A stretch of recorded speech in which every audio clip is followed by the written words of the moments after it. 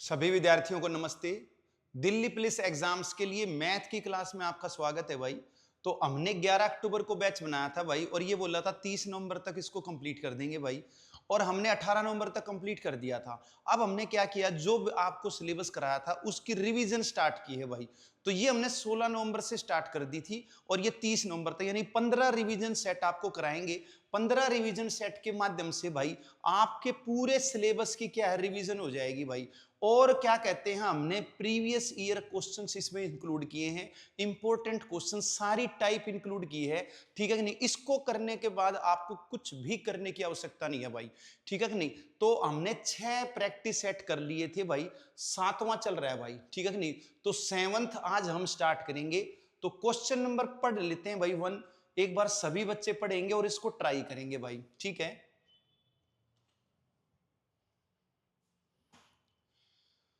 तो भाई पढ़ देता हूं क्या कह रहा है। आयुष 9200 रुपये में एक पुराना डिजिटल कैमरा खरीदता है और उसकी मरम्मत पर 1200 रुपये खर्च करता है। यदि आयुष डिजिटल कैमरे को 12,000 में बेचता है तो उसका लाभ प्रतिशत क्या होगा, और डेसिमल के 2 प्लेस तक इसको कैलकुलेट करना है भाई। ठीक है कि नहीं। तो भाई प्रॉफिट परसेंट निकालना है। आपको पता है प्रॉफिट परसेंट का जो फार्मूला होता है वो होता है आपका प्रॉफिट इनटू 100/सीपी। ठीक है भाई, ये आपका फार्मूला होता है। तो सीधी सी बात है, सीपी तो मेरे पास है, मुझे प्रॉफिट देखना है भाई। ठीक है कि नहीं। तो देखो उसने क्या है, 9200 रुपये में कैमरा खरीदा तो सीपी हो गया आपका 9200। अब उसने क्या किया, इसकी मरम्मत पर 1200 रुपये खर्च कर दिए। तो भाई सीपी अब आपका 9200 थोड़ी ना रहा, जो 1200 रुपये खर्च किए हैं वो भी तो इसी में इंक्लूड हो गया भाई। सीधी सी बात है, मैंने क्या कहते हैं एक फ्रिज खरीदा 10,000 का, और 500 रुपये मैंने क्या कहते हैं ऑटो वाले को या ट्रक वाले को या कहते हैं कैंटर वाले को दे दिए भाई, किराया उसको घर पे लाने के लिए। तो आपको क्या लगता है 10,000 का फ्रिज खरीदा भाई? नहीं, 500 रुपये जो दिए हैं, ठीक है, वो तो उसमें भी तो इंक्लूड होंगे भाई। तो 10,500 का खरीदा ना मैंने, तो वो 500 रुपये उसी में तो इंक्लूड होंगे। तो जो एक्सपेंसेस होता है वो सीपी में काउंट हो जाते हैं आपके। ठीक है कि नहीं। तो जो मैंने एक्सपेंस किया है 1200 रुपये, ये आपका इसमें इंक्लूड हो जाएगा। तो ये आपका 10,400 माना जाएगा नया सीपी। ये चीज ध्यान रखनी है बस। तो नया सीपी 10,400 माना जाएगा। 12,000 में बेच दिया। एसपी कितना है? 12,000। अब सीधी सी बात है भाई, ये तो कोई भी बता सकता है, अनपढ़ व्यक्ति भी बता सकता है कि बस 10,400 में मैंने खरीदी कोई चीज और मैं 12,000 में बेच रहा हूं, तो मुझे लाभ कितने का हो रहा है भाई? तो 12,000 में से 10,400 घटा दूंगा भाई, तो सीधा सीधा 1,600 का प्रॉफिट हो गया भाई। उसने बोला है कितने परसेंट हो गया, तो प्रॉफिट हो गया है मुझे 1,600 का।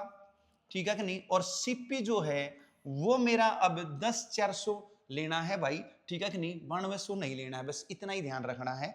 तो सीपी हम रख देंगे 10,400। ये 2 जीरो आपकी कट जाएंगी। ठीक है, इसको काट लेंगे भाई। तो पहले मैं 4 से काट देता हूं भाई। ठीक है कि नहीं। तो 4 से काट देता हूं, 26 पे कट गया, और 4 से काट देता हूं तो ये मेरा 400 पे कट गया। और कट रहा है 2 से 13, और 2 से मैं काट देता हूं 200 भाई। ठीक है कि नहीं। अब 13 से मैं डिवाइड कर लेता हूं भाई। तो 200 को जब मैं 13 से डिवाइड करूंगा, ठीक है, तो इज इक्वल टू, ठीक है कि नहीं। तो 13 से जब मैं डिवाइड करूंगा, 13 एकम 13, ठीक है कि नहीं, बच गए आपके 70। ठीक है, 13 पंजे 65, ठीक है कि नहीं, फिर 5 बच गया, जीरो उतार ली। ठीक है कि नहीं, तो 50 हो गया आपका। 50 को जब मैं 13 से भाग करूंगा, ठीक है कि नहीं, तो 13 तिया 39, तो 15.3 समथिंग मेरा एक ही ऑप्शन में है। तो मैं आगे सेकंड प्लेस पे अब डिवाइड करूंगा ही नहीं, क्योंकि मुझे एक ही ऑप्शन मिल गया। तो 15.38% आ जाएगा। बात क्लियर होगी भाई। ठीक है कि नहीं। तो अपना इसका स्क्रीनशॉट ले सकते हैं, इसमें कोई डाउट हो तो एक बार चेक कर लें। अब मैं आगे चलता हूं भाई सेकंड क्वेश्चन पे। तो क्वेश्चन नंबर 2 पे आ जाते हैं भाई। क्या कह रहा है क्वेश्चन नंबर 2? एक व्यक्ति ने एक वस्तु बी को 38% लाभ पर बेचा और बी ने उसे सी को 28% की हानि पर बेचा। यदि सी ने वस्तु को 9936 में खरीदा तो ए ने उसे किस मूल्य पर खरीदा? ठीक है, आप ट्राई कर लेंगे भाई, मैं बता देता हूं भाई। ठीक है कि नहीं, आप ट्राई कर लेंगे। ठीक है कि नहीं, जिसका आ जाए अच्छी बात है, जिसका नहीं आ रहा है वो अपना चेक कर ले। तो भाई कोई व्यक्ति है ए, ठीक है कि नहीं, ये क्या कर रहा है, ये बी को बेच रहा है भाई, ठीक है, कितने पर बेच रहा है, 38% लाभ पर बेच रहा है, ठीक है। फिर बी क्या कर रहा है, बी सी को 28% की हानि पर बेच रहा है, और सी खरीद रहा है 9936 में। तो भाई ए ने कितने में खरीदा ये पूछा है, ठीक है, ए ने कितने में खरीदा ये बात उसने पूछी है। तो भाई आपको पता है कोई चीज पहले 100% होती है, ये 38% बढ़कर आई तो ये 138 हो गई, फिर ये वाली चीज 28% घटकर आई तो ये 72 हो गई, ठीक है कि नहीं। तो मैं क्या करूंगा, पहले मैं ये जान लूंगा कि बी ने कितने में खरीदी, पहले क्या जान लूंगा, बी ने कितने में खरीदी। तो इसको भूल जाएंगे थोड़ी देर के लिए। तो कोई संख्या 100 है, वो 28% घटकर 72 हो गई, तो इसकी परसेंट 72 है भाई।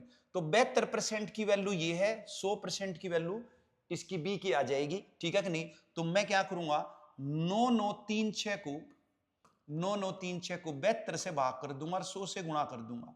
तो ये क्या आ गया, ये बी का कॉस्ट प्राइस आ गया या ए का सेलिंग प्राइस आ गया, कुछ भी बोल सकते हो इसको, ठीक है कि नहीं। अब ये मैं पहुंच गया, अब इसको सोल्व नहीं करूंगा, अब इसको छोड़ देंगे यूं का यूं, ठीक है कि नहीं। तो ये बी ने इतने में खरीदी थी, अब ये जो है 38% बढ़कर आई है, तो ये 38% बढ़कर आई है, तो इसकी परसेंट 138 हो गई। मुझे निकालनी है पहले वाली, तो पहले वाली 100 थी, तो गुणा में करूंगा 100/138, तो ये ए का कॉस्ट प्राइस आ जाएगा। इतनी बात तो आपको समझ में आ गई होगी भाई। अब इसको क्या करना है, कुछ नहीं करना है, काटना है। तो भाई 23 से काट लेता हूं, 23 छिका 138, 23 का पेड़ा आना चाहिए आपको। तो 23 से काटता हूं भाई, 23 चौक 92, ठीक है कि नहीं, बच गया 7 73, तो 23 तिया 69, बच गया आपके 4, तो 23 दूनी 46। क्लियर भाई। अब मैं क्या करता हूं भाई, अब 6 से काट लेता हूं इसको एक बार, तो 6 7 42, 6 दूनी 12, और 72 से आपका 72 कट गया, तो 10,000 आ गया भाई। बात क्लियर हो गई होगी, कोई दिक्कत होनी नहीं चाहिए भाई। तो थर्ड आंसर है आपका। तो नेक्स्ट क्वेश्चन पे आ जाते हैं भाई, पढ़ लेंगे भाई, थर्ड क्वेश्चन पढ़ लेंगे एक बार। एक प्रकाशक थोक विक्रेता को एक पुस्तक 30% के लाभ पर बेचता है। थोक विक्रेता खुदरा विक्रेता को वह पुस्तक 25% के लाभ पर बेचता है, फिर वह पुस्तक ग्राहक को 20% के लाभ अर्जन पर 312 रुपए में बेच देता है भाई। तो थोक विक्रेता के लिए पुस्तक का क्रय मूल्य कितना है, सेम पिछले क्वेश्चन की तरह है। तो अब मुझे लगता है कोई दिक्कत होनी नहीं चाहिए भाई, तो कर लेंगे भाई एक बार ट्राई, ठीक है। तो मैं इतने लिख देता हूं इसको। तो एक प्रकाशक थोक विक्रेता को एक पुस्तक 30% के लाभ पर बेचता है, तो ये प्रकाशक है पहले, और ये आपका थोक विक्रेता है।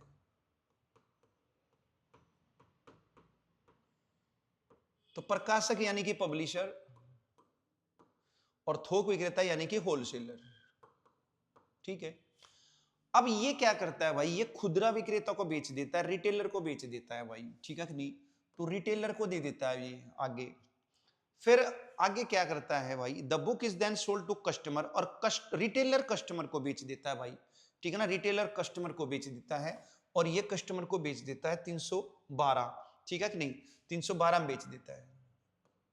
तो बताना है कि भाई होलसेलर ने कितने में खरीदी, होलसेलर ने, पब्लिशर का नहीं निकालना, होलसेलर का निकालना है, ठीक है भाई। अच्छा अब क्या है, जब पब्लिशर ने होलसेलर को बेची थी भाई, तो 30% का लाभ लिया था, यहां पर 30% का प्रॉफिट लिया गया था। फिर जब होलसेलर ने रिटेलर को दी थी, ठीक है कि नहीं, होलसेलर ने जब रिटेलर को दी थी तो 25% प्रॉफिट लिया गया था, 25% प्रॉफिट लिया गया था। फिर जब रिटेलर ने जब कस्टमर को बेची थी तो 20% का प्रॉफिट लिया गया था भाई, ये 20% का प्रॉफिट लिया गया था। क्लियर।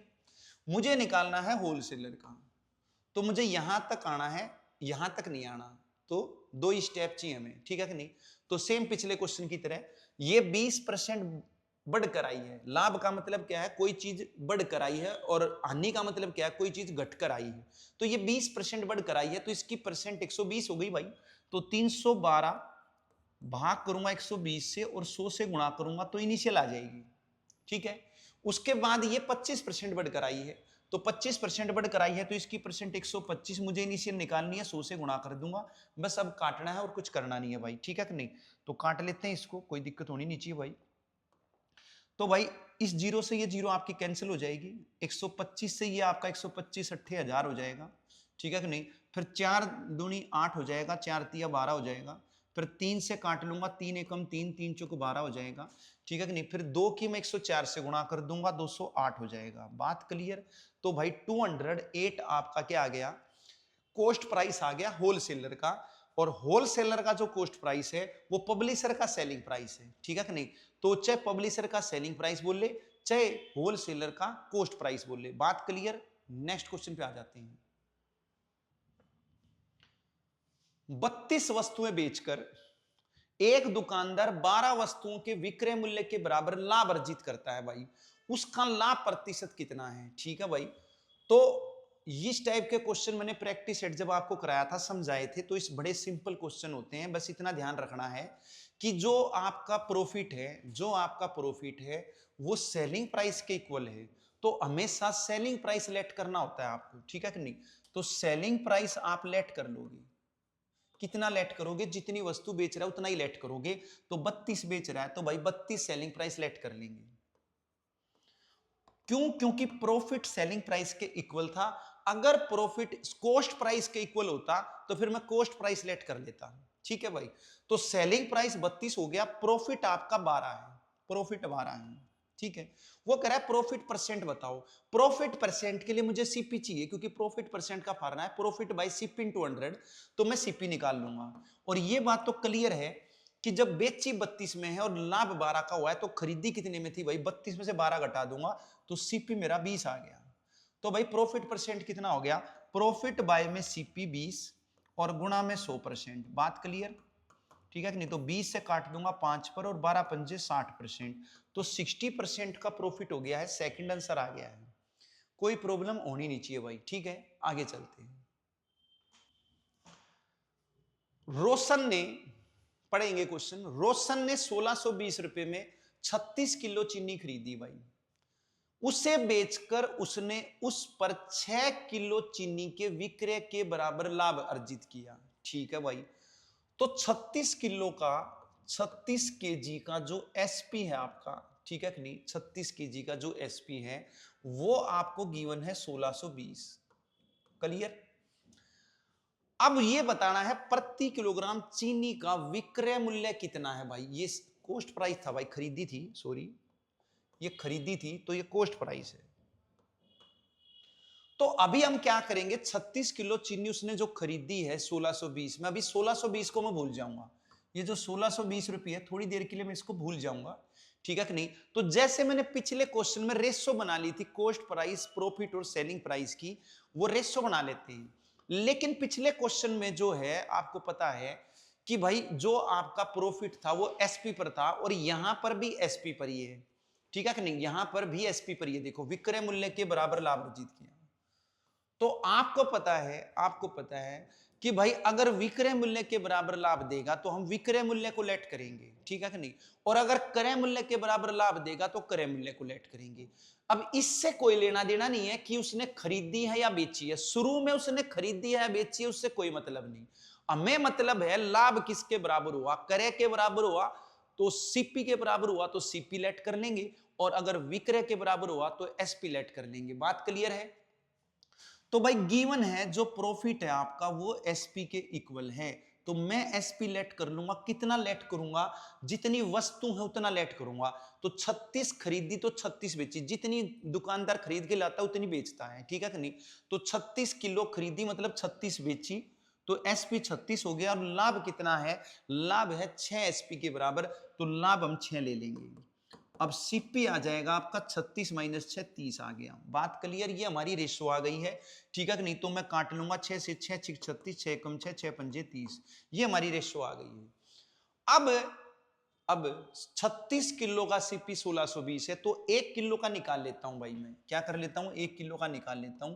तो 1 किलो का सीपी कितना आ जाएगा, 1620 को 36 से भाग कर दूंगा भाई, ठीक है कि नहीं। तो मैं 18 दूनी 36, 18 नीमा 162 90, और 2 से काटूंगा 45। तो सीपी मेरा 45 है भाई, सीपी 45 है। तो भाई सीपी 45 है तो सीपी की रेशो 5 है। तो मैं कह सकता हूं 5 रेशो की वैल्यू 45 रुपये है भाई, ठीक है नहीं, रुपीज में है आपका। तो फिर अब मुझे निकालना है एसपी, तो 6 रेशो की वैल्यू कितनी होगी भाई, ठीक है कि नहीं, तो 1 रेशो की वैल्यू हो जाएगी 9, ठीक है कि नहीं, 1 रेशो की वैल्यू 9 हो जाएगी, ठीक है कि नहीं, और 6 रेशो की वैल्यू कितनी हो जाएगी, 9 को 6 से गुणा कर दूंगा, 54 रुपये हो जाएगी भाई, ठीक है कि नहीं। तो 54 आपका आंसर आ गया है। तो मुझे सेलिंग प्राइस 1 केजी का निकालना था, इसलिए पहले सीपी जो है 1 केजी का निकाल लिया, ठीक है कि नहीं। जितने का भी बोले उतने किलो का प्राइस निकाल लोगे आप, ठीक है कि नहीं। और 1 का आ गया तो फिर चाहे कितने का ही पूछे, कोई समस्या होनी नहीं चाहिए। आगे चलते हैं। तो छठा क्वेश्चन भाई ट्राई कर लो, आसान है, पिछले क्वेश्चन की तरह है, कोई दिक्कत होना नहीं चाहिए भाई, ठीक है कि नहीं। मुझे तो लगता नहीं कुछ भी चेंज नहीं है भाई पिछले क्वेश्चन में और इस क्वेश्चन में, कोई भी चेंज नहीं है। उसमें भी एसपी पूछा था, इसमें भी एसपी पूछा था, ठीक है। तो ये आराम से होगा, अब आपका कोई प्रॉब्लम नहीं होनी चाहिए भाई। तो एसपी के इक्वल प्रॉफिट दे रखा है, तो मैं एसपी लेट कर लूंगा भाई, मैं क्या कर लूंगा, एसपी लेट कर लूंगा भाई। तो एसपी है मेरा कितना भाई, जितनी वस्तु खरीदी है या बेची है वो एसपी लेना है आपने, तो 26 ले लूंगा मैं एसपी। प्रॉफिट कितना, 6 के बराबर, तो प्रॉफिट 6 ले लूंगा, सीपी मेरा हो जाएगा 20, ठीक है भाई। इसको काटना चाहो काट सकते हो, 13 और 2 तिया 6 और 2 से कट गया 10, इससे ज्यादा कटेगा नहीं। तो 13 3 10 की रेशो आ गई है, क्लियर भाई। अब उसने पूछा विक्रय मूल्य बताओ, एसपी निकाल लो, ठीक है कि नहीं। सीपी दे रखा है 26 किलो का, 26 केजी सेब का जो सीपी है वो है 2334 रुपये, ठीक है कि नहीं, 2340 रुपये, ठीक है नहीं, 2340 रुपये है। तो क्या करेंगे भाई, यहां 26 से काट लूंगा मैं, 26 से 1 पे कट गया, 26 से काटूंगा तो 90 पे कट गया। तो 1 किलो सेब का जो प्राइस है वो 90 रुपये आ गया है, क्लियर। अब 1 किलो सेब की जो रेशो है वो कितनी है भाई, वो 10 है।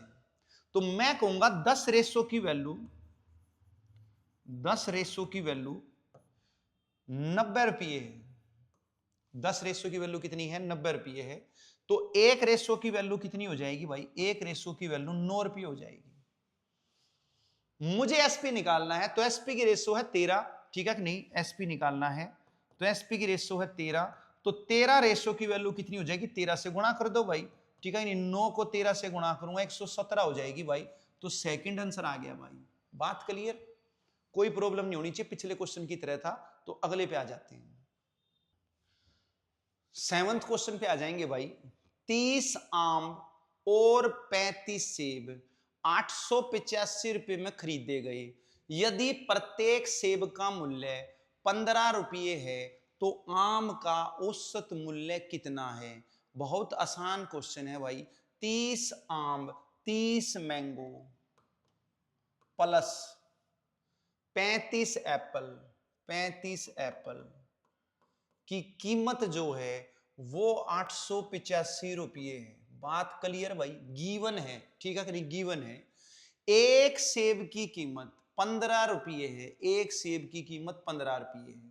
तो 30 मैंगो प्लस 35, एक ही जगह एक सेब की कीमत 15 रुपये, तो 35 सेब की कीमत कितनी होगी, तो 35 गुणा में 15 रुपये कर दूंगा भाई, इजिकल टू 885 रुपये आ गया भाई, क्लियर। अब इसको सोल्व कर लेते हैं भाई, इसको सोल्व कर लेते हैं। तो भाई काट लेता हूं इसको, ठीक है नहीं, काट लेते हैं। तो मैं 5 से काट लेता हूं, 5 तिया 15, ठीक है कि नहीं, 5 6 30, 5 कॉमन ले लिया तो ये भी कटेगा, ये भी कटेगा, ये भी कटेगा। तो इसको 5 से काटूंगा तो 17 पंजे 85, बच गए आपके 3, और 5 से काटूंगा तो 7 पे गया, 5 सत्ते 35, 173 आ गया।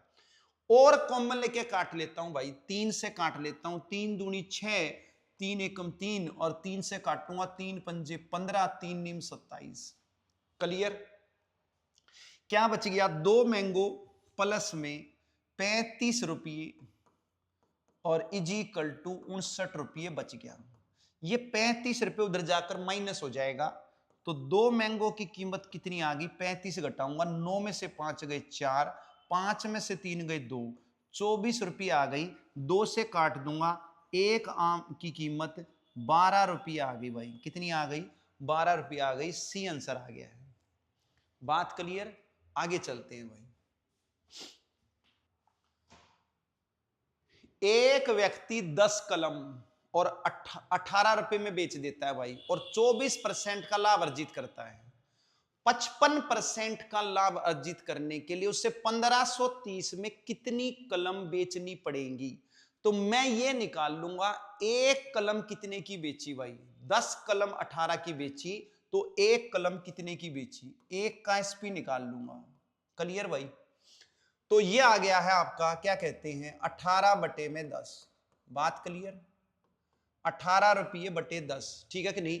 आपको बताया था एक वस्तु की कीमत निकालनी है, ऊपर रुपीज नीचे क्वांटिटी, ठीक है कि नहीं? तो 18 रुपीज ऊपर, 10 बेची थी, 10 नीचे कर दूंगा, तो एक की कीमत आ गई।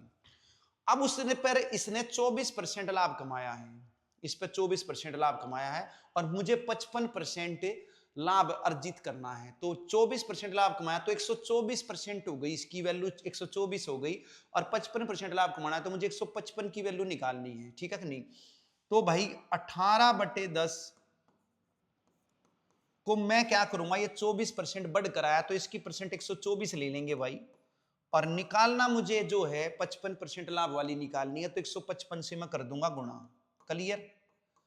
अब इसको सोल्व कर लेंगे भाई, फिर बाद में देखते हैं 1530 कलम बाद में देखेंगे, ठीक है? तो भाई सोल्व करते हैं इसको हम। तो भाई 31 से कट रहा है, ये 31 पंजे 155 होता है, 31 पंजे 155 होता है, और 31 चौके जो होता है वो 124 होता है। क्लियर भाई? और फिर 5 से काटूंगा तो ये 2 पे कट गया, और 2 से काटूंगा तो ये 9 पे कट गया। तो ये जो मेरा sp2 आ गया, ये sp1 था आपका, ये sp2 हो गया, तो ये sp2 हो गया मेरा 9 बटे में 4। 9 बटे 4 का मतलब क्या है कि 9 रुपये में 4 कलम खरीद रहा हूं मैं, 9 रुपये में 4 कलम बेच रहा हूं, सॉरी, ठीक है कि नहीं? 9 रुपये में 4 कलम मैंने बेची हैं। तो अगर मैं 9 रुपये में 4 कलम बेच रहा हूं तो मुझे 55% का लाभ होगा, ये चीज आ गई है। लेकिन 9 रुपये में थोड़ी ना बेचनी है, उसने तो 1530 बोला है भाई, 1530 में बेचू, तो इस 9 रुपये को 1530 बना लो भाई, ठीक है कि नहीं? इस 9 रुपये को क्या करोगे, 1530 बना लोगे। 9 रुपये 1530 कैसे बनेगा? अगर मैं इसको 170 से गुणा कर दूं ऊपर, तो ऊपर करूंगा तो नीचे भी करनी पड़ेगी, ऊपर गुणा करूंगा तो नीचे भी करनी पड़ेगी, तो ऊपर क्या हो जाएगा, 17 निमा 153, 1530 रुपये हो जाएंगे, ठीक है कि नहीं? तो ऊपर आ गया आपका 1530 रुपये, और नीचे आपकी कलम आ जाएंगी, तो 17 चौके 68, 680 कलम आ जाएंगी। यही पूछा था, उस 680 आ गई, ठीक है नहीं? तो 1530 रुपए में कितनी कलम बेचेगा, 680 कलम बेचेगा। बात क्लियर हो गई होगी मेरे ख्याल से, कोई भी दिक्कत होनी नहीं चाहिए भाई, ठीक है? तो क्वेश्चन बढ़िया है भाई, ठीक है? इस टाइप का क्वेश्चन मैंने आपको जब समझाया था प्रॉफिट लॉस का चैप्टर, तब भी दिया था, अब ये दोबारा आ गया है भाई, जानबूझ के इंक्लूड किया है, ठीक है कि नहीं? आगे भी संभावना रहेगी भाई इस टाइप का क्वेश्चन आने की, तो इसको देख लेंगे भाई। नेक्स्ट क्वेश्चन पे आ जाते हैं। एक फुटकर विक्रेता ने 100 रुपये में 11 की आम की दर से आम खरीदे भाई, 100 रुपये में 11 आम की दर से आम खरीदे, और 110 रुपये में 10 आम की दर से उन्हें बेच दिया, तो भाई कितना परसेंट लाभ हुआ?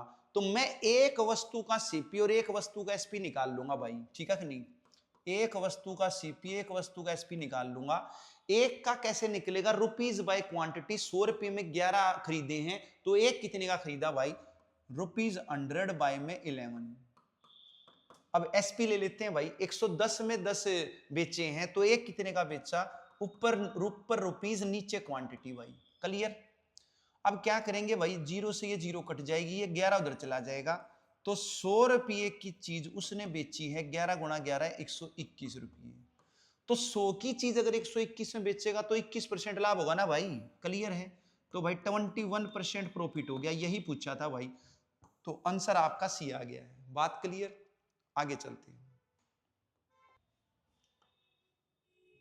40 कुर्सियां 10,000 में खरीदी गई हैं, 60% लाभ कमाने के लिए 10,000 में कितनी कुर्सी बेची जानी चाहिए भाई, ठीक है कि नहीं?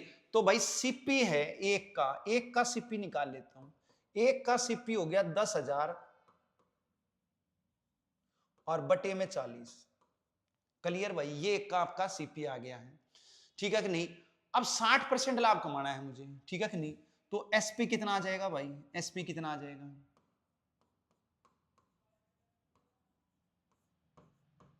तो 60% लाभ कमाना है, गुणा में 160/100 कर दूंगा, तो ये मेरा एसपी आ गया। और एसपी पूछा उसने, ठीक है कि नहीं। तो भाई एसपी उसने बोला है 10,000 रुपये में कितनी कुर्सी बेचेगा भाई, 60% लाभ कमाना है, तो ऊपर मुझे 10,000 चाहिए, बाकी मुझे सब कुछ काट देना है। तो मैं काट देता हूं, 40 से काट देता हूं, ये 4 पे कट गया, ठीक है कि नहीं, और 4 से काट देता हूं 25, तो 10,000 रुपये में कितनी कुर्सी बेचेगा भाई, 25 कुर्सी बेचेगा। ऊपर 10,000 है, नीचे कुर्सी है, ऊपर रुपीज है, नीचे क्वांटिटी है, ऊपर अमाउंट है, नीचे वस्तु है, ठीक है कि नहीं, तो 10,000 में 25 बेचेगा, यही पूछा था। तो बिल्कुल इजी क्वेश्चन है, कोई प्रॉब्लम होनी नहीं चाहिए भाई। आगे चलते हैं। 16,340 की राशि 13% वार्षिक साधारण ब्याज की दर पर उधार दी जाती है। यदि 5 वर्ष बाद ब्याज x रुपये है तो x के अंकों का जोड़ बताओ, ठीक है कि नहीं। बढ़िया क्वेश्चन है, कोई दिक्कत नहीं, आसान है। पर तो भाई आपको फार्मूला पता है ब्याज का, ठीक है कि नहीं, ब्याज का फार्मूला पता है, ठीक है कि नहीं। तो भाई एसआई का फार्मूला होता है प्रिंसिपल इनटू में रेट इनटू में टाइम बाय 100। सबको पता है भाई ये फार्मूला, सबको पता है। मूलधन गुणा दर गुणा समय बटे 100 ब्याज आ जाएगा। तो मूलधन आपका जो है 16,340 है, और गुणा में रेट आपकी जो है वो 13% है, तो 13/100, और गुणा में समय जो है आपका वो 5 है। तो यहां से आपका ब्याज आ जाएगा, और ब्याज को वो x बोल रहा है, तो मतलब ये x की वैल्यू आ जाएगी। किसकी वैल्यू आ जाएगी, x की वैल्यू आ जाएगी। अब इसको सोल्व कर लेते हैं भाई, तो काट लेते हैं भाई, 0 से 0 कट गई, 5 से काट लेता हूं, 5 दूनी 10, 2 से मैं इसको काट लेता हूं भाई, 2 अट्ठे 16, और 2 से कट गया 17 पर। अब 13 की गुणा कर लेता हूं भाई, ठीक है कि नहीं, 13 की गुणा कर लेता हूं, तो 13 7 91, ठीक है कि नहीं, 9 80 लग गया है, ठीक है कि नहीं। 13 एकम 13, 13 और 9 22 हो गया है, 2 80 लग गया है, और 13 अट्ठे 104 और 2 106। बात क्लियर। तो भाई जो मेरा ब्याज है, जो मेरा ब्याज है वो 10,621 बना है। कितना बना है, 10,621 बना है। तो उसने ब्याज नहीं पूछा, उसने ब्याज के अंकों का जोड़ पूछा है। तो मैं क्या करूंगा भाई, इस अंकों को जोड़ कर लूंगा भाई, ठीक है कि नहीं। क्या करेंगे, अंकों का जोड़ कर लेंगे। तो 1 + 6 + 2 + 1, तो 1 में 0 जोड़ूंगा 1, 1 में 6 जोड़ूंगा 7, और 7 में 2 जोड़ूंगा 9, 9 में 1 जोड़ूंगा 10, ठीक है कि नहीं। तो अंकों का जोड़ 10 आ गया। बात क्लियर है, ठीक है, कोई प्रॉब्लम नहीं होनी चाहिए। सीधा सूत्र लगाया है साधारण ब्याज का। आगे चलते हैं, 12वें क्वेश्चन पे आ जाएंगे भाई। 7500 रुपए की धनराशि के लिए ब्याज दर 7.5% वार्षिक है। 4 वर्ष 9 महीने में साधारण ब्याज ज्ञात करो। तो एसआई निकालना आता ही आपको, एसआई निकालना आता है भाई। एसआई का फार्मूला प्रिंसिपल 7500, रेट आपकी है भाई 7.5%, तो 7.5 बाय में 100, और मल्टीप्लाई में टाइम है आपका 4 वर्ष 9 महीने, ठीक है कि नहीं। तो जो ब्याज है वार्षिक है, एनुअल है, तो टाइम भी ईयर में बनाना पड़ेगा। तो 4 वर्ष, ठीक है नहीं, 4 वर्ष 9 महीने के मैं वर्ष बना लूंगा 12 से भाग करके। क्लियर। तो ये हो जाएगा 4 वर्ष प्लस में 3 तिया 9, 3 चौक 12, ठीक है नहीं, यानी 4 चौक 16 और 3 19/4 वर्ष हो जाएंगे भाई। कितने हो जाएंगे, 19/4 वर्ष हो जाएंगे। ये ईयर में कैलकुलेट बना लेने हैं, जो मंथ है उसको ईयर में बना लेना है। तो टाइम आ गया आपका 19/4। क्लियर। अब इसको सोल्व कर लेते हैं। ये पॉइंट जो है ये आपकी 0 इधर आ जाएगी, और ये आपकी 2 0 कट जाएंगी, ये 2 0 कट जाएंगी, ठीक है भाई। अब क्या है, अब आपका कुछ कट नहीं रहा है भाई, ठीक है नहीं, अब आपका कुछ कट नहीं रहा है। तो अब इसकी हम गुणा कर लेते हैं भाई, इसकी गुणा कर लेंगे।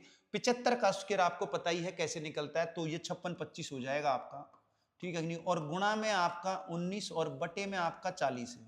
क्लियर। तो मैं क्या कर लेता हूं, 19 से गुणा कर लेता हूं, 19 का पेड़ा तो आता ही है भाई, तो 19 पंजे 95, 9 80 लग गया है। 19 दूनी 38, 38 में 9 जोड़ूंगा तो आपका 47, 4 80 लग गया है, ठीक है कि नहीं। 19 छिका आपका 114 होता है, 114 में 4 जोड़ूंगा 118, 11 80 लग गया है। फिर 19 की मैं 5 से गुणा करूंगा, 19 पंजे 95, 95 में जब मैं 11 जोड़ूंगा तो 106 हो जाएगा भाई, ठीक है कि नहीं। नीचे आपका क्या है, नीचे आपका 40 है, ठीक है। तो अब मैं क्या कर लेता हूं, 4 से भाग कर लेता हूं इसको। 4 से भाग करना आपको आता ही है, कोई दिक्कत ही नहीं। तो मैं 4 से जब इसको भाग करूंगा तो 4 दूनी 8 हो जाएगा भाई, ठीक है कि नहीं। और फिर बच गया आपका 2, तो 4 6 24 हो जाएगा आपका, फिर बच गया 2 4 7 28 हो जाएगा, फिर 4 से भाग करूंगा 18 चौक 72 हो जाएगा, और फिर ये बच जाएगा आपका क्या कहते हैं 3, ठीक है कि नहीं, बच जाएगा आपका 3, ठीक है कि नहीं। फिर मैं पॉइंट लगा के 0 उतारूंगा तो 3/4 आपको पता ही है 7.5 होता है भाई, 0.75, तो ये 0.75 आ जाएगा। तो अभी मैंने 4 से भाग किया, नीचे 10 तो रह ही गया है, तो ये 10 जो रह गया इसके नाम का पॉइंट 1 और आ जाएगा इधर, तो ये हो जाएगा 2671.875। क्लियर। तो भाई 2671.875 चौथा आंसर आ गया है। कैलकुलेशन है और कुछ नहीं है भाई, पैड याद होने चाहिए, 19 का पैड आना चाहिए भाई, ठीक है कि नहीं, 4 से भाग करना आना चाहिए, बाकी कोई दिक्कत होनी नहीं चाहिए भाई, ठीक है कि नहीं। तो सीधा बस महीने जो हैं उस महीने के वर्ष बनाने हैं। क्लियर। आगे चलते हैं। किस वार्षिक दर पर 1300 रुपए की राशि 10 वर्षों में साधारण ब्याज के रूप में 650 प्राप्त होगी भाई, ठीक है कि नहीं। मुझे क्या करना है भाई, रेट निकालनी है। क्या निकालनी है? रेट निकालनी है। प्रिंसिपल 1300 है, प्रिंसिपल 1300 है, रेट मुझे पता नहीं है भाई, ठीक है कि नहीं। टाइम मेरा दे रखा है भाई ये 10 वर्ष, और बाय में 100 और इज इक्वल टू एसआई है मेरा 650। तो साधारण ब्याज का सूत्र लगा दिया है, मूलधन गुणा दर गुणा समय बटे में 100। दर मुझे पता नहीं, इसको सोल्व कर लेते हैं, आ जाएगी भाई दर। तो इससे आसान सवाल क्या होगा भाई, ठीक है कि नहीं। तो भाई 2 जीरो से 2 जीरो कट जाएंगी, इस जीरो से ये जीरो कट जाएगी, 13 से कट जाएगा 5 पर, तो रेट आपकी 5% आ गई है। सेकंड आंसर आ गया भाई। बात क्लियर। आगे चलते हैं। एक बैंक में साधारण ब्याज पर निवेश की गई एक राशि 8 वर्ष की अवधि में 944 रुपए हो जाती है, जबकि यह 7 वर्षों की अवधि में 1136 हो जाती है। ब्याज की दर ज्ञात करो। बड़ी इंपॉर्टेंट टाइप है भाई, ठीक है नहीं, इंपॉर्टेंट टाइप है। और जब मैंने समझाया था चैप्टर, तो ये टाइप मैंने ली थी भाई स्पेशल, ठीक है कि नहीं। तो देखो क्या कह रहा है, तो कोई बैंक में पूंजी डाली, वो 944 हो गई। 944 क्या है? अमाउंट है, ठीक है कि नहीं। तो अमाउंट है आपका 3 साल का, तो 3 साल का जो अमाउंट है वो आपका 944 है। और फिर वो जो पूंजी 7 वर्ष में हुई है, तो ये 7 साल का अमाउंट है। 7 साल का अमाउंट है आपका 1136 रुपये। क्लियर। मैं क्या करूंगा, माइनस कर दूंगा। और आपको पता है अमाउंट में से अमाउंट माइनस करते हैं तो एसआई आता है, तो 4 साल का एसआई आ जाएगा। 4 साल का एसआई आ जाएगा। कितना आ जाएगा भाई, माइनस कर लोगे तो 13 में 4 गए 9, और 10 में से 9 गया कि 192 आ जाएगा। तो 1 साल का एसआई कितना हो जाएगा भाई, 4 से काट लूंगा तो 4 चौक 16, और भाई 4 अट्ठे 32, 1 साल का एसआई 48 आ गया। जब मैंने घटाया 4 साल का, या 4 से काट दिया तो 1 साल का आ गया। बात क्लियर। अब उसने बोला है ब्याज की दर बताओ। आपको पता है ब्याज की दर का सूत्र है भाई रेट का, क्या? एसआई इंटू 100 बाय में प्रिंसिपल इंटू में टाइम। क्लियर। तो मुझे इसके लिए क्या चाहिएगा, मुझे इसके लिए प्रिंसिपल चाहिएगा। क्या चाहिएगा भाई? प्रिंसिपल चाहिएगा। तो प्रिंसिपल कैसे निकलता है? प्रिंसिपल निकलता है अमाउंट माइनस एसआई। तो अमाउंट मेरे पास 3 साल का है, तो 3 साल के अमाउंट में से अगर मैं 3 साल का एसआई घटा दूंगा तो मेरे पास प्रिंसिपल आ जाएगा। 3 साल का अमाउंट है 944, तो एसआई 1 साल का है 48 से, तो 3 का कितना है, 3 से गुणा कर लूंगा भाई। तो 3 से गुणा कर लूंगा, 3 अट्ठे 24, 3 चौक 12 और 2 14, 144। तो जब मैं इसको घटाऊंगा तो 0 और 0, और क्या कहते हैं 9 में से गए 8, 800 मेरा मूलधन आ गया, प्रिंसिपल आ गया 800, ठीक है कि नहीं। तो मैं यहां पे पुट कर दूंगा, मेरी रेट आ जाएगी। तो प्रिंसिपल आ गया है 800। अब एसआई आप कहोगे जी कौन सा लूं एसआई? एसआई तो मेरे पास 1 का भी है, 4 का भी है, ठीक है कि नहीं, और 3 का भी है। तो एसआई कौन सा लूं? कोई सा ले लो। अगर एसआई 1 साल का लोगे तो टाइम 1 लोगे, एसआई 3 साल का लोगे तो टाइम 3 लोगे, एसआई 4 साल का लोगे तो टाइम 4 लोगे, ठीक है कि नहीं। तो आपने देखना है कौन सा लोगे। तो मैं 1 का ही ले लेता हूं भाई, ठीक है कि नहीं। तो एसआई ले लिया मैंने 48, तो गुणा में 1, ठीक है कि नहीं, 8 से काट देता हूं, 8 6 48, 2 जीरो से 2 जीरो कट गई, तो रेट मेरी 6% आ गई है। बात क्लियर। तो कोई प्रॉब्लम नहीं होनी चाहिए भाई, आसान क्वेश्चन था, ठीक है कि नहीं। टाइप इंपॉर्टेंट है भाई, वेरी इंपॉर्टेंट है, इसको दिमाग में बैठा लेना भाई, ध्यान रखना है। तो अमाउंट में से अमाउंट माइनस करोगे एसआई आएगा, फिर अमाउंट में से एसआई घटाओगे प्रिंसिपल आएगा, और फिर रेट का फार्मूला आपको पता ही है। आगे चलते हैं। एक व्यक्ति साधारण ब्याज की 10% वार्षिक की दर से एक कंपनी में निवेश की गई एक निश्चित राशि पर 3 वर्षों में ब्याज के रूप में 44,250 अर्जित करता है, तो व्यक्ति कंपनी में निवेश की गई राशि ज्ञात कीजिए। भाई उसको ब्याज मिला है, ब्याज एसआई दे रखा है, और मुझे क्या निकालना है भाई? प्रिंसिपल निकालना है। तो प्रिंसिपल का फार्मूला क्या है भाई? प्रिंसिपल का फार्मूला है भाई, क्या कहते हैं, एसआई इंटू 100 और बाय में रेट इंटू में टाइम। तो यहां पर पुटी तो करना है, बस काटा पीटी करनी है, ठीक है कि नहीं। तो एसआई मेरा दे रखा है 44,250, एसआई 44,250, ठीक है कि नहीं। रेट कितनी है भाई, रेट है मेरी 10%, और टाइम कितना है भाई, टाइम है मेरा 3 वर्ष। बस सोल्व कर लो, आ जाएगा प्रिंसिपल, ठीक है कि नहीं। तो कर लेते हैं भाई। तो ये हो जाएगा आपका, 0 से 0 कट जाएगी भाई, 3 से काट लेता हूं भाई, 3 से काट दूंगा, 14 तिया 42 और 3 सत्ते 21, ठीक है कि नहीं। और क्या कहते हैं, 3 पंजे 15, तो ये हो जाएगी 14,75,20। तो 14,75,20 आ गई आपकी, चौथा आंसर आ गया। बात क्लियर, आगे चलते हैं। यदि साधारण ब्याज की वार्षिक दर 9% से बढ़कर 13.5% हो जाए तो ब्याज 3690 बढ़ जाता है। मूल राशि बताओ भाई। तो इंक्रीमेंट जो है ब्याज में जो इंक्रीमेंट है वो 3690 है, ठीक है कि नहीं, ब्याज में इंक्रीमेंट। और ब्याज में इंक्रीमेंट का सूत्र क्या है, प्रिंसिपल, ठीक है कि नहीं, प्रिंसिपल इनटू में रेट में इंक्रीमेंट। रेट में इंक्रीमेंट कितना है भाई, 4.5 का है, ठीक है कि नहीं। तो 4.5 को मैं 9/2 लिख सकता हूं। और टाइम मेरा कितना है, टाइम मेरा क्या कहते हैं, कुछ दे ही नहीं रखा, मतलब वार्षिक यानी 1 साल है, ठीक है कि नहीं। क्या दे रखा है, 1 साल दे रखा है, ईयरली दे रखा है, एनुअल इंटरेस्ट। तो एनुअल मतलब 1 साल का। फिर अब इसको काट लो, प्रिंसिपल आ जाएगा भाई, ठीक है कि नहीं। तो क्या करेंगे भाई, 9 से काट लेता हूं भाई, तो 9 से काट लेता हूं, 9 चौक 36 और 9 एकम 9, 410 आ गया आपका। अब ये आपका 2 इधर गुणा हो जाएगा, तो 2 से गुणा करूंगा, 2 एकम 2, 2 चौक 8, 820 हो गया। फिर ये 2 जीरो भी इधर गुणा हो जाएंगी, तो ये प्रिंसिपल आ गया मेरा। तो 82,000 मेरा प्रिंसिपल आ गया है। बात क्लियर होनी चाहिए भाई। एसआई में इंक्रीमेंट, एसआई में इंक्रीमेंट कैसे निकलेगा, प्रिंसिपल इनटू में रेट में इंक्रीमेंट इनटू टाइम बाय 100, ठीक है। जरूरी नहीं है एसआई में इंक्रीमेंट रेट में इंक्रीमेंट की वजह से हो, प्रिंसिपल में भी इंक्रीमेंट हो सकता है, प्रिंसिपल में भी इंक्रीमेंट हो सकता है। जरूरी नहीं है कि भाई प्रिंसिपल में इंक्रीमेंट हो, टाइम में भी इंक्रीमेंट हो सकता है। तो पी आर इंटू में टाइम में इंक्रीमेंट, और जरूरी नहीं इंक्रीमेंट हो, डिक्रीमेंट भी हो सकता है भाई। तो ये आपको फार्मूले लिखवाए थे भाई इंक्रीमेंट डिक्रीमेंट के, जब आपको एसआई का चैप्टर कराया था, ठीक है कि नहीं। तो कुछ नहीं करना, इंक्रीमेंट एसआई में और रेट में इंक्रीमेंट रख देना, रेट में इंक्रीमेंट रखना है, ठीक है कि नहीं। 9% पे लेती अब 13.5 हुई, तो बड़ी कितनी, 13.5 में से 9 घटाऊंगा, 4.5 का इंक्रीमेंट हुआ, तो 4.5 रखना इधर, और एसआई का इंक्रीमेंट सोल्व कर लोगे, प्रिंसिपल आ जाएगा। आगे चलते हैं। एक निश्चित धनराशि पर 15% दर से 5 वर्ष और 4 वर्ष के साधारण ब्याज में 255 का अंतर है, तो राशि ज्ञात करें भाई, ठीक है कि नहीं। डायरेक्ट फार्मूला लिखवाया था भाई, डायरेक्ट फार्मूला लिखवाया था, 2 साल का डिफरेंस एसआई का, सॉरी क्या बोला उसने, एक निश्चित धनराशि पर 15% वार्षिक दर से 5 वर्ष और 4 वर्ष के साधारण ब्याज में 255 का अंतर है। तो 255 का अंतर का मतलब क्या हुआ भाई, 255 का डिक्रीमेंट है या इंक्रीमेंट है, मानते होगे, ठीक है कि नहीं। तो जो पिछला सूत्र था वही लगाएंगे, एसआई का डिक्रीमेंट या इंक्रीमेंट।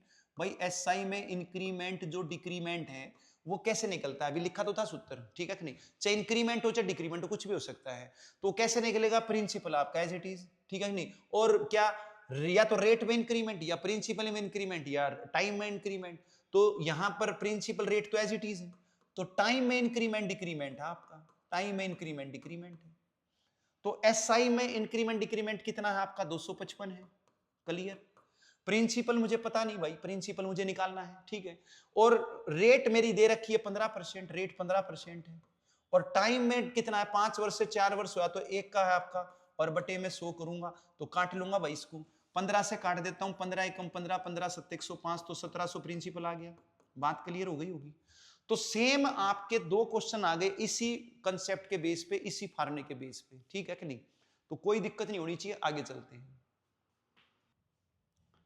एक विक्रेता ने एक बैंक में कुछ राशि जमा कराई, पहले 3 वर्षों के लिए ब्याज दर 6% प्रति वर्ष है, अगले 3 वर्षों के लिए ब्याज दर 9% प्रति वर्ष है, तथा 6 वर्ष की अवधि के बाद ब्याज दर 10% प्रति वर्ष है। 9 वर्ष के अंत में विक्रेता को 1650 रुपए का ब्याज प्राप्त हुआ, उसने कितनी राशि जमा कराई थी, ठीक है कि नहीं, ये चीज बतानी है भाई। तो भाई देखोगे आपको फार्मूला पता है एसआई का। एसआई का फार्मूला होता है principal into rate into time by 100। ठीक है। और अगर मान लिया रेट टाइम चेंज हो जाए, भाई रेट टाइम क्या हो जाए, चेंज हो जाए, तो फिर फार्मूला बन जाता है, और प्रिंसिपल एज इट इज रहे, तो फिर फार्मूला बन जाता है R1T1 प्लस में R2T2, ठीक है कि नहीं, प्लस में R3T3 बाय में 100। ये फार्मूला बन जाता है। प्रिंसिपल मुझे पता नहीं, साधारण ब्याज मेरे को दे रखा है भाई 1650। कितना दे रखा है? 1650। क्लियर। रेट दे रखी है 3 वर्षों के लिए 6%, ठीक है कि नहीं, पहले 3 वर्षों के लिए 6% है, तो R1 आपकी 6 हो गई, टाइम आपका 3 हो गया। क्लियर। उसके बाद उसने बोला है 3 वर्षों के बाद 9% है, और 6 वर्ष की अवधि के बाद, ठीक है कि नहीं, ब्याज दर 10% है 6 वर्ष की अवधि के बाद। ठीक है।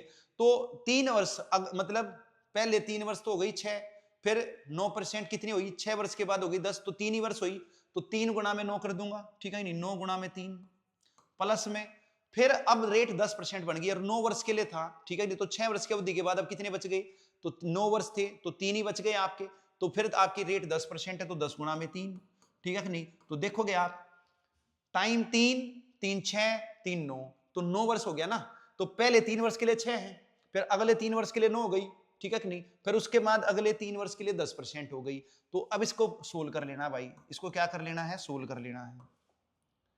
तो भाई क्या करेंगे, इसकी गुणा कर लेंगे पहले, तो 6 तिया 18 प्लस में 9 तिया 27 और 10 तिया 30, ठीक है भाई। तो ये हो गया आपका, 2 जीरो इधर चली जाएंगे आपकी 1650, और ये 2 जीरो इधर आ जाएंगी, इज इक्वल टू पी, और इसको मैं जोड़ लूंगा भाई, ठीक है नहीं, तो 27 में 8 जोड़ूंगा 35, 35 में 10 जोड़ूंगा कितना हो जाएगा 45, 45 में 30 जोड़ूंगा कितना हो जाएगा 75 हो जाएगा। 75 से इसको काट लेंगे भाई, ठीक है कि नहीं, 75 से इसको काट लेते हैं। तो सबसे पहले मैं 3 से काट लेता हूं, 3 से कट गया 25 से, और 3 से मैं इसको काटूंगा, तो ये हो जाएगा आपका 3 पंजे 15, ठीक है नहीं, 3 पंजे 15 55, ठीक है, गुणा में आपका ये 1000 है, गुणा में आपके ये 1000 है भाई। अब मैं 25 से काट लूंगा, तो 25 से काट दूंगा 40। क्लियर। अब इसकी गुणा कर लूंगा, तो 55 चौके कितना होता है 220 होता है, तो 2200 रुपये मेरा क्या आ गया, प्रिंसिपल आ गया भाई। बात क्लियर, सी आंसर आ गया है, ठीक है भाई। तो फार्मूला लगा देना है, ठीक है कि नहीं, और कुछ नहीं करना। आगे चलते हैं। एक व्यक्ति ने 50,000 रुपए की धनराशि का कुछ भाग 15% पर और शेष 18% वार्षिक साधारण ब्याज पर निवेश किया। 2 साल समाप्त होने पर कुल ब्याज 16,800 था, तो 15% वार्षिक धनराशि और 18% वार्षिक धनराशि के बीच अनुपात बताओ भाई।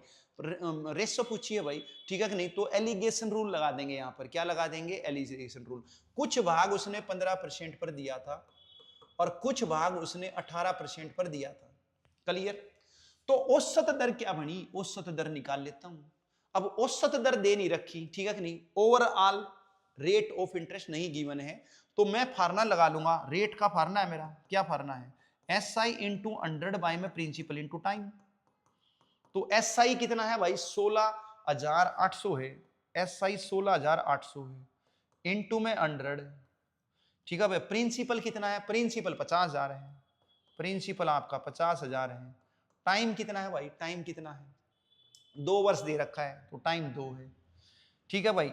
तो ये आपकी 50 और दूनी 100 कट जाएगा, फिर आपकी 2 जीरो से ये 2 जीरो कट जाएगी, तो 168 बट्टे 10 16.8 आ गया, तो ये 16.8% मेरी रेट आ गई, एवरेज रेट निकाल ली। अब इसको माइनस कर लूं, तो 18 में से जब 16.8 घटाऊंगा तो 1.2 हो जाएगा, और जब 16.8 में से 15 घटाऊंगा भाई, ठीक है कि नहीं, तो 16.8 में से जब मैं 15 घटाऊंगा तो 1.8 हो जाएगा।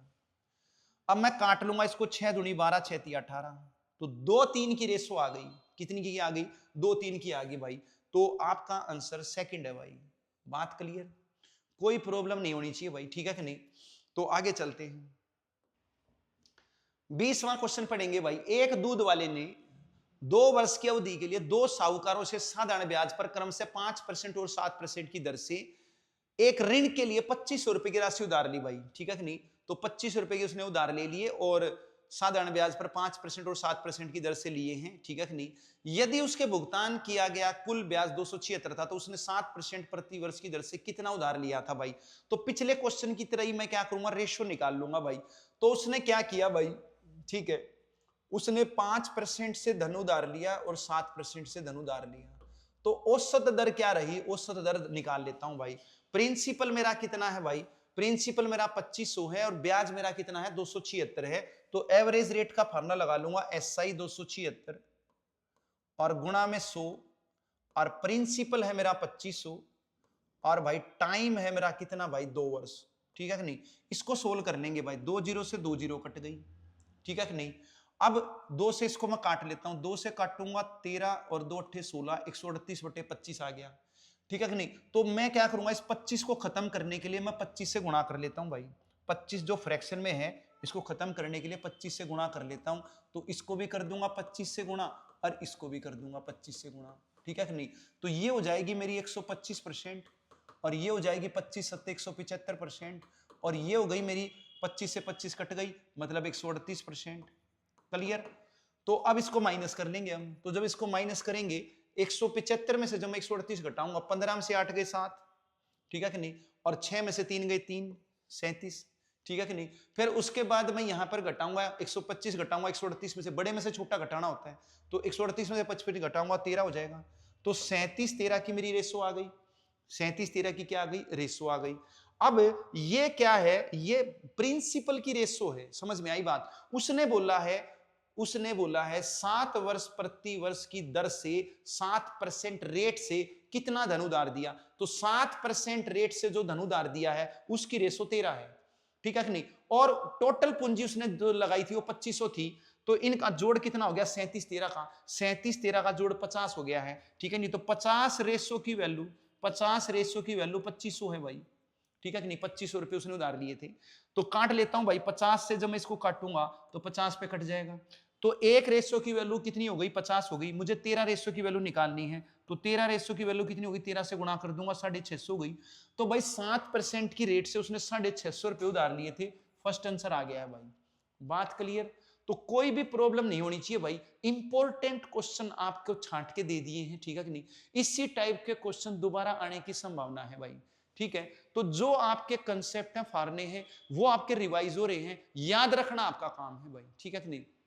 तो आज हम इतना ही करते हैं, बाकी करेंगे भाई कल 8वां सेट स्टार्ट होगा आपका, ठीक है कि नहीं। ऐसे ही आप परिश्रम करते रहो, भविष्य के लिए आपको शुभकामनाएं। पुनः सभी को नमस्ते।